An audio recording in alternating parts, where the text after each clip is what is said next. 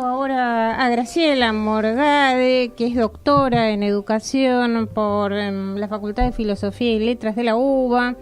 Es decana actualmente de la misma universidad, es máster en Ciencias Sociales y Educación por Flaxo Argentina, licenciada en Ciencias de la Educación, profesora adjunta regular de Investigación y Estadística Educacional 2 y a cargo del Seminario de Educación, Género y Sexualidades del Departamento de Ciencias de la Educación de la Facultad de Filosofía y Letras. Es profesora de posgrado en temas de investigación educativa y de temas de género, educación y sexualidades, investigadora y especialista en educación sexual con enfoque de género y derechos humanos, y miembro también de Conversaciones Necesarias, que nos gustaría después que nos expliques de qué se trata este colectivo de educadoras, de pedagogas, y autora, por supuesto, de varios libros sobre esta temática. Así que, bueno, Graciela, más que nada te convocamos hoy pensando en la marcha del Ni Una Menos del martes pasado, y sabes que estuve por la calle entrevistando gente, fundamentalmente varones, ¿no? Y uno de ellos me decía que fueron las mujeres quienes salieron adelante en las crisis del 2001. ¿Qué pasa con las mujeres en momentos de ajuste y achicamiento del Estado como el momento en el que estamos pasando, digamos? Mira, en principio, y yo te referís a Conversaciones Necesarias, y por ahí voy a aludir a lo que dije en mi artículo, ¿no? Hay una cierta continuidad entre el paro docente del 6 y 7 y el 8 de marzo. Uh-huh. Y tiene que ver con esto que vos estás señalando bien, que tiene que ver con el lugar que las mujeres como grupo, y cuando digo las mujeres como grupo, digo las mujeres de distintas clases sociales, de distintos grupos étnicos, distintas inclusive edades, generaciones, hemos tenido a lo largo de la historia como parte de la producción de las sociedades, ¿no? O sea, las mujeres siempre estuvimos trabajando. Lo que pasa es que en el momento en que las mujeres empiezan a trabajar en el capitalismo remuneradamente, empiezan a ocupar lugares donde hay un menor salario, que es como el sector docente, por ejemplo, una gran mano de obra muy grande, un gran ejército de reserva que, supuestamente como dependíamos de un hombre, padre o hermano, se nos podría pagar menos, ¿no? Entonces, hay una invisibilización que por suerte los estudios de género fueron desvelando de lo que siempre hicimos las mujeres, que fue trabajar en la casa, en el hogar, trabajar en las tecnologías de la alimentación, del cuidado, de la vestimenta, desarrollar conocimiento inclusive en estos ámbitos y en otros, ¿no? Artesanales y básicamente de transformación de la realidad. Cuando se producen crisis económicas, cuando el Estado va retirándose, se va achicando, aparecen con más visibilidad todavía esas funciones. Entonces, en general, cuando se habla de feminización de la pobreza, tiene que ver con esto, con que recaen sobre los hombros de las mujeres, y reitero, de las mujeres como grupo. No estoy hablando de que no haya hombres que lo hagan, sino como grupo, otra vez ocuparse de suplir las falencias educativas, las falencias de salud, las falencias de cuidado, porque cuando no hay servicios educativos, por ejemplo, son las mujeres las que tienen que salir a buscar una escuela. Todo el escándalo de las vacantes de la Ciudad de Buenos Aires, por ejemplo, fue protagonizado por mujeres, ¿no? Uh-huh. Con temas de salud, lo mismo, ¿no? La salud infantil y la propia salud, la salud de toda la familia. Entonces, el 8 de marzo, que es el Día Internacional de la Mujer Trabajadora, visibiliza o intenta visibilizar políticamente eso que está ahí, que hay que mirar con un poquito de detenimiento, y ya se ve, y por ahí cada uno puede recordar a sus abuelas, a sus bisabuelas tal vez, inmigrantes, muchas de nuestras bisabuelas, por lo menos las mías, las abuelas, las madres y todo lo que fueron haciendo en la vida cotidiana, y después todo lo que lucharon para poder tener un trabajo remunerado y que esté bien remunerado, ¿no? Si a eso le agregamos un sistema cultural que llamamos, digamos, patriarcado, que es bueno, que es un poco el mar de fondo de todo esto, y que tiene otro componente, que es que para muchas digamos, en muchos casos la situación doméstica, la situación de la familia o del propio matrimonio es una situación de padecimiento, como decía Galeano recién, ¿no? Bueno, las mujeres también empezaron a darse cuenta de que no tienen por qué quedarse padeciendo en las casas, y también plantean igualdad de oportunidades y de trato adentro del hogar, ¿no? Bueno, toda esta lucha es la del 8 de marzo, que un día al año se pone como sobre la agenda, pero en realidad es de hace muchos años la lucha, ¿no? Claro que sí. Vos hablabas, yo leía, ¿por qué no nos contás qué es Conversaciones Necesarias para abocarnos un poquito al artículo que escribiste, que nosotros subimos al Facebook? Sí, bueno, en realidad Conversaciones Necesarias es un grupo de compañeras, de educadoras, así conocidas, amigas, que nos empezamos a juntar para empezar a pensar algunas cuestiones de educación. Que es más, voy a contar algo que es así, casi de la arqueología, pero nosotras nos empezamos a juntar antes del gobierno de Cambiemos, porque nos parecía que había algunos temas de la política educativa que había que ir revisando, y bueno, qué aporte podíamos hacer cada una de nosotras, como para poder profundizar un proyecto, ¿no? Sí. Nos agarra el gobierno de Cambiemos y el grupo se transforma en un espacio, bueno, para analizar la coyuntura y muy centralmente para ir viendo qué ejes de la política educativa que nosotras considerábamos que habían sido logros y ampliación de derechos se están atacando, ¿no? A nivel de desmantelamiento del sistema, a nivel de políticas y proyectos puntuales que se están directamente desarmando, y sobre todo un discurso general que vuelve nuevamente a poner en el esfuerzo individual y en la valoración de la meritocracia, sí, a la política educativa, ¿no? Entonces, bueno, eso es Conversaciones Necesarias. Tenemos un blog, se puede acceder tranquilamente, también Facebook, y se llama así, Conversaciones Necesarias, y si nos buscan, ahí nos van a encontrar. Perfecto. Bueno, entonces volvamos a ese artículo que yo ahora lo voy a subir, lo estoy buscando acá en Facebook.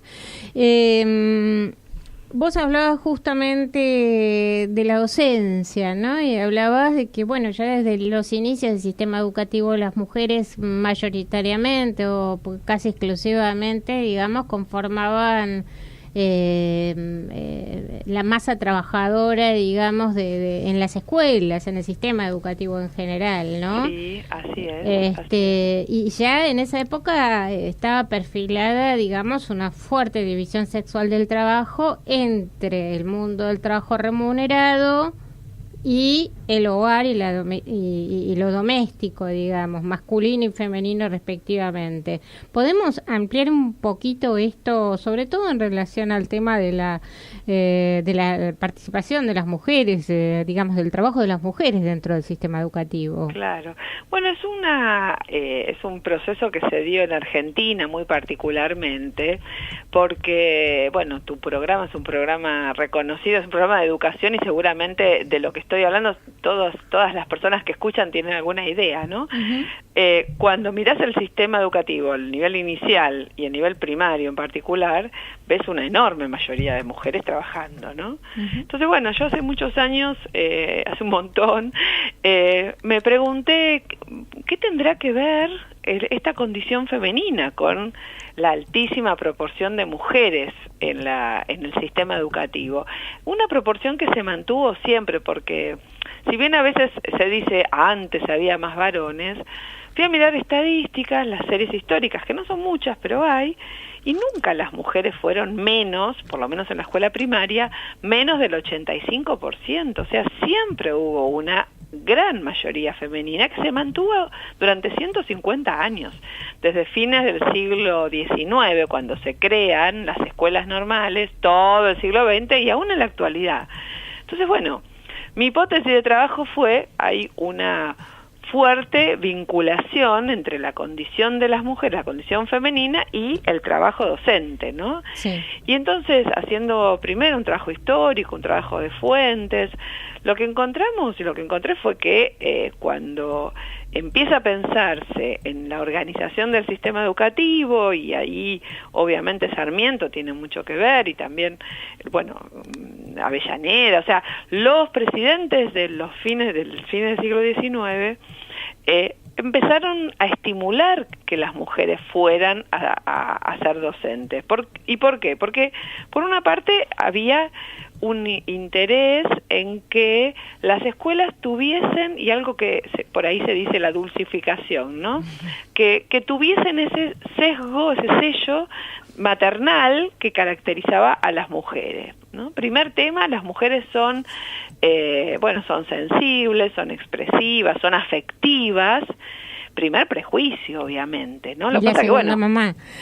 La segunda mamá. Entonces ahí hay una primera cuestión que es ese nudo, que es la segunda mamá, que las maestras hemos trabajado tanto para desarmar, porque esto no es ninguna maternidad, esto es un trabajo que tiene una dimensión de cuidado y afectiva, y realmente yo siempre digo, no podés ser maestra solamente porque, comillas, me gustan los chicos. Cierro comillas. Pero si no te gustan los chicos, no podés ser maestra, o sea, porque ese cuidado y esa atención cotidiana y la atención cotidiana de estar con niños y con niñas, realmente, si no hay ahí un interés, un gusto. Ahora, no es natural en las mujeres, también es cultural.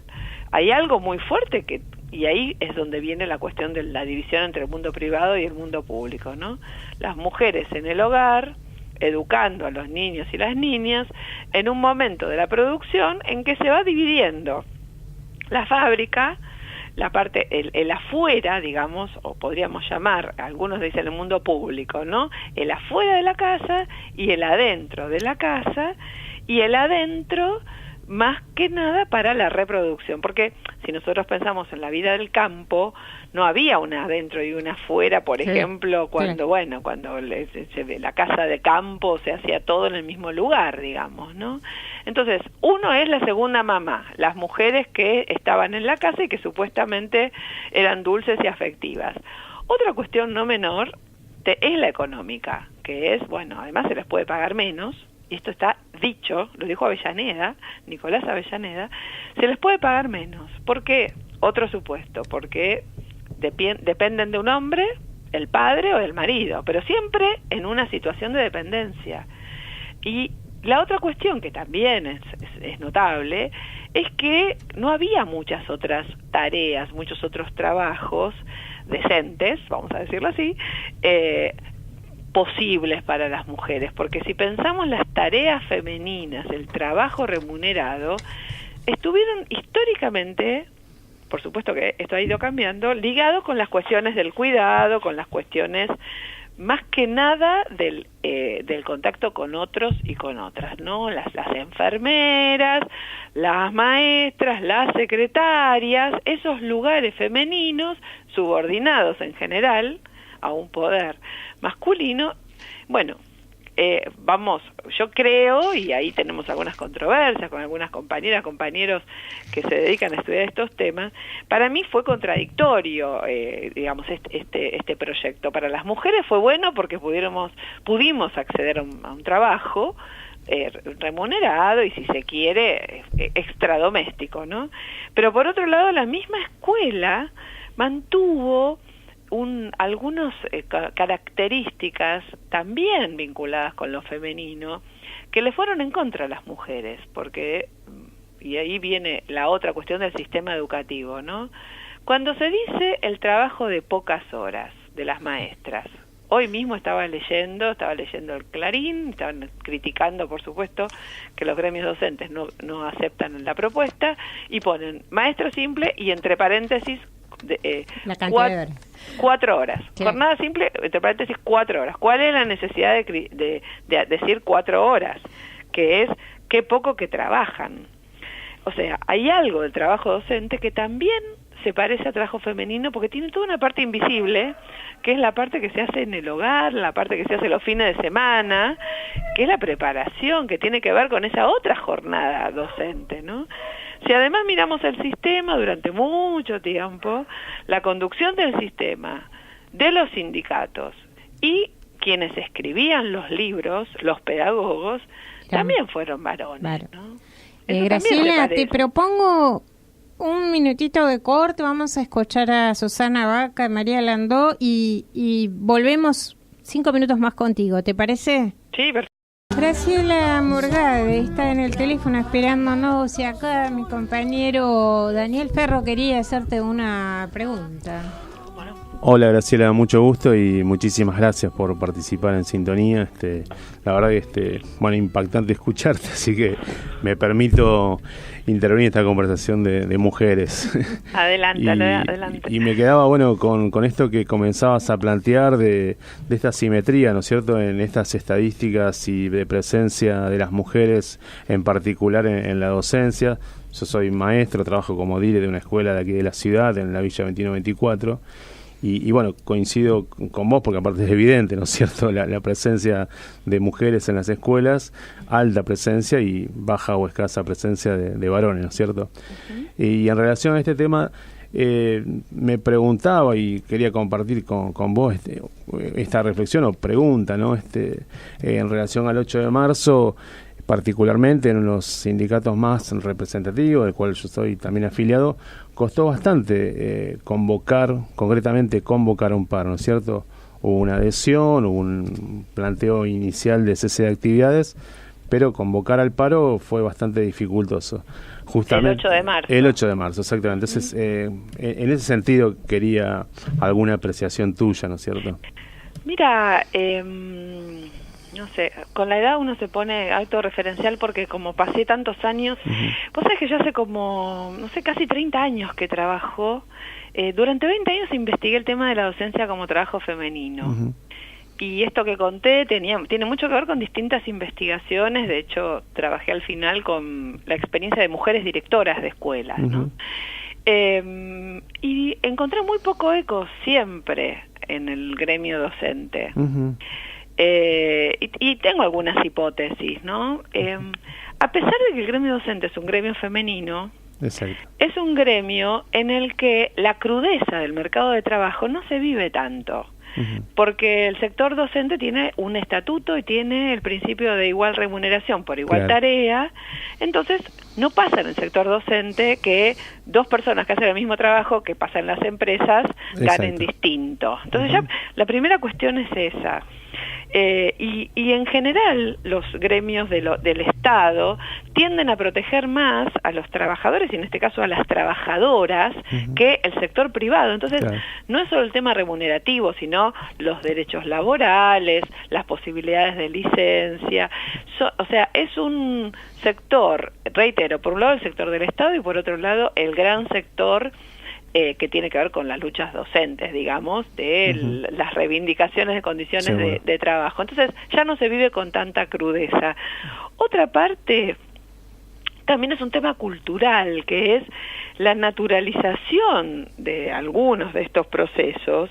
Es un proceso también en las conciencias, digamos, porque si yo creo que una mujer que fue educada para ser dulce, comprensiva y ganar menos, es dulce y comprensiva y debe ganar menos, eso se transforma en una especie de conciencia o de sentido común que naturaliza en mucho los procesos, ¿no? Entonces, y además hay otra cosa que a nosotras nos costó mucho ya desde la facultad, que era que en muchos dirigentes gremiales, y lo voy a decir con todo amor porque yo banco absolutamente la lucha gremial, pero muchos dirigentes gremiales, varones inclusive, sí, pero también muchas mujeres, veían las cuestiones de género como unas cuestiones que dividían hacia adentro del sector docente, porque es mirar adentro, claro, no mirar para afuera, ¿no? Mirarse para adentro.